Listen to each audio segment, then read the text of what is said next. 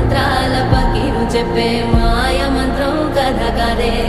చంటోళ్లను భయపెట్టే భూచోడి కథ కదే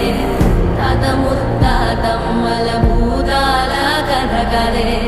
విక్రమాదిత్యుడు చెప్పిన వేదాళుడి కథ కదే దీపము నుండి దెయ్యం వచ్చే అల్లావుద్దీన్ కథ కాదే ఇది ముడత చర్మం ముసలి చెప్పే కథ